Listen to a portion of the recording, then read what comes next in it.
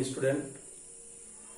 मैं अपने सभी स्टूडेंट का इस online YouTube channel target with Shivnath में एक बार पुनः स्वागत करता हूं।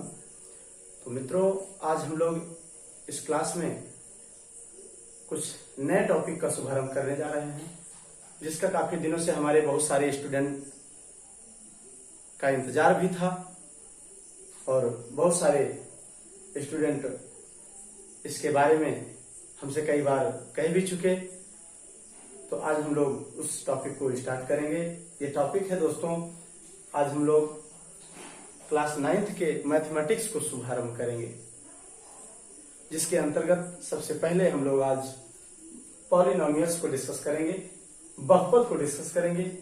बहुत इंपॉर्टेंट चैप्टर है दोस्तों, परीक्षा के दृष्टिकोण से भी आपके बहुत सारे क्वेश्चन इस टॉपिक से और इससे रिलेटेड बहुत सारे चैप्टर आगे आपको पढ़ने पड़ेंगे। तो इसलिए आज हम लोग इस टॉपिक को यहाँ से स्टार्ट करने जा रहे हैं।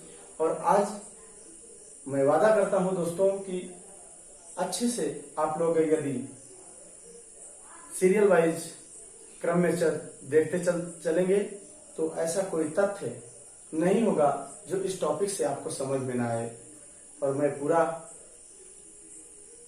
विश्वास दिलाता हूं कि आपको हर एक तथ्य, हर एक टॉपिक इस चैप्टर से आपको सारी चीजें क्लियर होती रहेंगी। तो चलिए शुभारंभ करते हैं। आज हम लोग बहुपद के बारे में देखेंगे। बहुपद क्या होता है, बहुपद के प्रकार क्या होते हैं, बहुपद के मानक रूप क्या होते हैं और बहुपद की घात क्या होती है। इन सब चीजों पे आज हम लोग कुछ बहुपद की बेसिक चीजें डिस्कस करेंगे। तत्पश्चात उसके बाद नेक्स्ट क्लास में हम लोग एक्सरसाइज को डिस्कस करने का प्रयास करेंगे। ठीक, तो चलिए दोस्तों, आज हम लोग देखते हैं बहुपद। बहुपद क्या होता है? जैसा कि शब्द से स्पष्ट है, बहुपद ऐसा बीजीय व्यंजक जिसमें एक से अधिक पद हों, उसको क्या कहते हैं? बहुपद कहते हैं। लेकिन बहुपद का निर्माण या बहुपद किन किन तथ्यों से मिलकर बना होता है, तो जैसा कि हम परिभाषा लिख चुके हैं, आप लोग इसको कॉपी में नोट डाउन भी करते रहेंगे और ये सारी चीजें आपके दिमाग में होनी चाहिए। ये बेसिक तथ्य आपके दिमाग में होगा तभी आप एक्सरसाइज कर पाएंगे। चलिए, बहुपद किसे कहते हैं?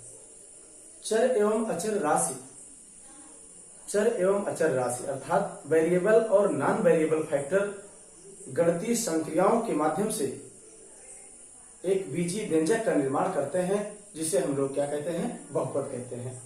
अर्थात ऐसा बीजीय व्यंजक जो चर और अचर राशियों एवं गणितीय संक्रियाओं के संयोग से बनता है। किन किन फैक्टर से बनता है? चर और अचर राशि तथा गणितीय संक्रिया। गणितीय संक्रियाएं किसे कहते हैं? तो गणितीय संक्रियाओं के बारे में सब लोग जानते होंगे, प्लस माइनस, मल्टीप्लिकेशन और डिवाइडेशन। ये हमारी क्या है? गणितीय संक्रियाएं कहलाते हैं। ठीक, तो चर और अचर राशियां गणितीय संक्रियाओं के संयोग से एक बहुपद, एक पद का निर्माण करते हैं, एक बीजीय व्यंजक का निर्माण करते हैं, जिसे हम लोग क्या कहते हैं? बहुपद कहते हैं। ठीक, अर्थात कि किसी भी बहुपद में आपकी क्या समाहित होंगी? चर, अचर राशि और ये सभी गणितीय संक्रियाएं समाहित होंगी। बगैर इन सबके आपका बहुपद नहीं बन सकता। अर्थात जैसे एग्जाम्पल है, पहला आपका बहुपद है 4x + 2, जिसमें 4 क्या है? 4 क्या है? अचर राशि और x क्या है? चर राशि। और ये जो प्लस लगा है बीच में दोस्तों, ये क्या है? आपके गणितीय संक्रियाओं में से एक फैक्टर है, जिसे हम लोग जोड़ कहते हैं, एडिशन कहते हैं। ठीक, अब कुछ विशेषताएं हैं, बहुपद की कुछ विशेषताएं हैं जो हमेशा आपको दिमाग में रखना होगा कि प्रत्येक बहुपद में पदों की संख्या क्या होती है? निश्चित होती है। प्रत्येक बहुपद में पदों की संख्या निश्चित होती है। सेकंड कंडीशन है, प्रत्येक बहुपद में एक चर राशि पर निर्भर करता है। प्रत्येक बहुपद किस पर निर्भर करता है? एक चर राशि पर निर्भर करता है। अर्थात प्रत्येक बहुपद में एक चर राशि का होना अनिवार्य है। ठीक, थर्ड प्रॉपर्टी क्या है कि प्रत्येक बहुपद के प्रत्येक पद में चर पद की घात सदैव क्या होगी? पूर्णांक होती है। प्रत्येक बहुपद में चर पद की जो घात होगी, जैसे यहाँ पे एक बहुपद लिखा गया है 4x² + 2x + 3, तो इसमें क्या बताया गया है, चर पद की जो घात होगी क्या होगी, ये एक पूर्णांक होगी, एक पूर्ण अंक होगी। ठीक, ये आपके क्या है, विशेषताएं हैं जो मूल रूप से आपको ध्यान में रखना है। अब बहुपद के प्रकार पे आते हैं।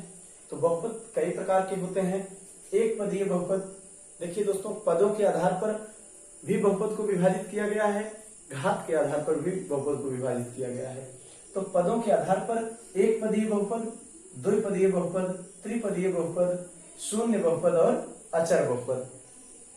ठीक, एक पदीय बहुपद का मतलब होता है कि ऐसा बहुपद जिसमें एक पद हो, अर्थात एक पद से बना हुआ बहुपद। जैसे हम कोई भी बहुपद ले लेते हैं, जैसे 5x, हम लिख देते हैं 5x, तो इसमें क्या है, एक पद है।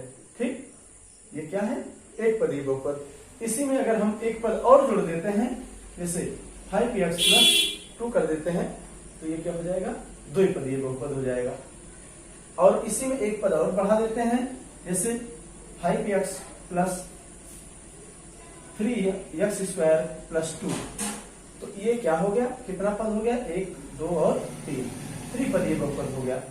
ठीक, शून्य बहुपद से क्या तात्पर्य है, शून्य बहुपद किसे कहते हैं, ऐसा बहुपद जिसका गुणांक 0 होता है, ऐसा बहुपद जिसमें चर पद का जो गुणांक होता है वो 0 होता है, उसे क्या कहते हैं, शून्य बहुपद। अर्थात कि ऐसा बहुपद जिसकी वैल्यू क्या हो जाए, शून्य हो जाए। अर्थात कि जैसे हम लोग ये लिखे हैं कि 0 × x² + 0 × x + 2 या × 0। ठीक, तो क्या होगा, 0, इसका क्या है, इस बहुपद का जो गुणांक है वो क्या है, 0 है। किसी भी बहुपद का यदि गुणांक 0 होगा तो उस पूरे बहुपद की वैल्यू क्या हो जाएगी, 0 हो जाएगी। ठीक, तो जिसको हम लोग क्या कहेंगे, शून्य बहुपद कहेंगे। ठीक, अचर बहुपद किसे कहते हैं, अचर बहुपद का मतलब होता है कि ऐसा बहुपद जिसमें चर राशि ना हो। ठीक, जैसे हम कोई संख्या लिख देते हैं 5, ठीक, तो इसमें क्या है, इसमें कोई चर राशि नहीं है, x या y, ये अगर यदि आपकी कोई चर राशि नहीं है, कोई संख्या ही लिखी हुई है, तो इसको हम क्या कहते हैं, अचर बहुपद कहते हैं। ठीक, तो ये तो पदों के आधार पर हो गया दोस्तों। लेकिन घात के आधार पर भी, अभी हम लोग बहुपद की घात पढ़ेंगे आगे, तो उसके आधार पर भी बहुपद को कई भागों में बांटा गया है। जैसे एक घात का बहुपद, एक घाती, द्विघातीय बहुपद, त्रिघातीय बहुपद, त्रिघातीय बहुपद। ठीक, जिसको हम आगे डिस्कस करेंगे जब बहुपद की घात बताएंगे तब।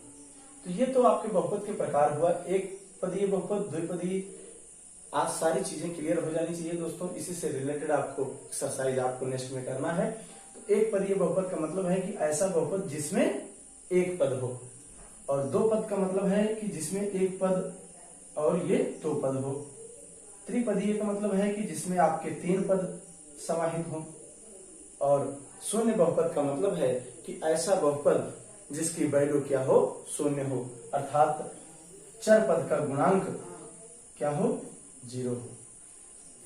अचर बहुपद का मतलब है कि ऐसा बहुपद जिसमें कोई भी चर पद ना हो। ठीक, चलिए, एक बहुत ही इंपॉर्टेंट तथ्य है जिस क्या है, बहुपद का मानक रूप, स्टैंडर्ड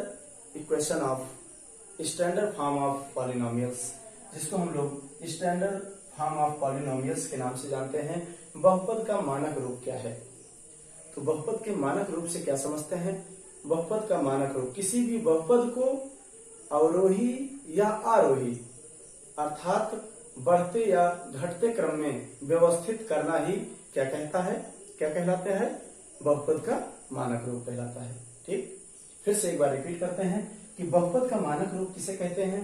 किसी भी बहुपद को एसेंडिंग एंड डिसेंडिंग ऑर्डर अर्थात बढ़ते अथवा घटते क्रम में व्यवस्थित करना या लिखना क्या कहलाता है? बहुपद का मानक रूप कहलाता है। जैसे एग्जाम्पल में हम लोग लिखे हैं आरोही क्रम। किसी भी बहुपद को आरोही क्रम में लिखे हैं। आरोही का मतलब है कि उस बहुपद की घात के बढ़ते हुए क्रम में। जैसे इस बहुपद में 5x plus 2x square plus 3x cube plus x की पावर 5। तो इसमें देखिए अचर पद की जो घात है, सॉरी जो चर पद की घात है वो बढ़ते हुए क्रम में लिखी गई है। ये यहाँ पे चर पद x है, x की कोई घात नहीं लगी। जहां पे किसी चर में घात नहीं लगी होती दोस्तों, वहां पे उस चर पद की घात 1 मानी जाती है। तो यहाँ पे x की 1 घात है और यहाँ x की 2 घात है। यहाँ पे 1, यहाँ पे 2, यहाँ पे 3 और यहाँ पर 5। ठीक, तो ये क्या है? आरोही क्रम। किसी भी बहुपद का आरोही क्रम में लिखा गया है। ये किसी भी बहुपद की घात का बढ़ता हुआ क्रम है और इसी को जस्ट अपोजिट कर देंगे, उल्टा लिख देंगे तो ये क्या हो जाएगा? ये भी आपका बहुपद का मानक रूप है। मानक रूप दोनों हैं। किसी भी क्रम में हम लोग व्यवस्थित कर सकते हैं, चाहे उसको हम बढ़ते क्रम में या घटते क्रम में। लेकिन ध्यान रहे कि इसके गुणांक को नहीं ध्यान रखना है। गुणांक के बढ़ते और घटते में नहीं लिखना है, आपको इस किसी भी बहुपद की घात को ध्यान में रखना है। अब बहुपद की घात किसे कहते हैं? बहुपद की घात किसे कहेंगे? किसी भी बहुपद में चर पद की जो मैक्सिमम पावर होगी, मैक्सिमम जो घातांक होगा, उसे ही बहुपद की घात कहते हैं। वेरी इंपॉर्टेंट है, इससे रिलेटेड आपको क्वेश्चन मिलेगा आगे कि बहुपद की घात किसे कहते हैं। जैसे मान लीजिए ये हमारा बहुपद है, इसमें यदि पूछा जाए कि इस बहुपद की घात क्या है, इस बहुपद की घात क्या होगी, तो इस बहुपद में हम देखेंगे कि जो चर पद है, ऐसा चर पद जिसकी घात सबसे अधिक है, तो कौन सा है? ये देखिए, इसमें x की पावर कितनी है? सबसे अधिक है ना, 5। तो इस बहुपद की घात क्या हो जाएगी? 5। ठीक, तो ये बहुपद की घात है। इसी घात के आधार पर ही बहुपद को कई भागों में बांटा गया है। एक घातीय, द्विघातीय, त्रिघातीय। ऐसा बहुपद जिसकी घात 1 हो उसे हम एक घातीय बहुपद कहेंगे। जैसे लिख दिया जाए 4x। ठीक, तो यहाँ पे x की घात कुछ नहीं लगी दोस्तों। तो किसी भी चर पद में, अभी हमने बताया कि किसी भी चर पद में यदि घात नहीं लगी तो उस चर पद की घात कितनी मानी जाती है? 1 मान ली जाती है। तो ये एक घातीय बहुपद हो गया। यदि इसी में लिखा है 2x की पावर 2, तो ये 2 घातीय बहुपद हो गया। और त्रिघातीय बहुपद यदि इसी में बहुपद की घात 3 है, x की पावर 3 है, तो इसको क्या कहेंगे? त्रिघातीय बहुपद कहेंगे। ठीक, तो ये तो आपके आज हम लोगों ने बहुपद से रिलेटेड कुछ महत्वपूर्ण तथ्य और कुछ बेसिक चीजों के बारे में अध्ययन किया और मुझे पूरा विश्वास है कि ये सारे फैक्ट, ये सारे तथ्य आपको समझ में आ गए होंगे दोस्तों। इसके बारे में आपकी एक प्रश्नावली आगे दी गई है जिसमें आपके बहुपद के प्रकार पूछा है और बहुपद की घात से संबंधित क्वेश्चन दिए गए हैं, उसको लगाने का प्रयास करिएगा और उसको हम चैप्टर में एक बार पुनः एक क्लास में उस प्रश्नावली को डिस्कस करेंगे। लेकिन आप लोग प्रयास करिए। इस क्लास में बहुपद की कुछ बेसिक चीजें बताई गई। यदि आपको कहीं भी कोई किसी प्रकार की प्रॉब्लम होती है दोस्तों, किसी भी प्रकार का डाउट होता है, यदि कोई चीज नहीं समझ में आती है तो आप कमेंट करके हमको जरूर बताएं, जिससे हम आपके कंफ्यूजन को दूर कर सकें। इसी के साथ इस क्लास को यहीं पे समाप्त किया जाता है। नेक्स्ट क्लास हम एक्सरसाइज के साथ पुनः उपस्थित होंगे। तब तक के लिए आप सभी को पुनः एक बार धन्यवाद देते हुए इस क्लास को यहीं पे समाप्त करते हैं। बहुत बहुत धन्यवाद।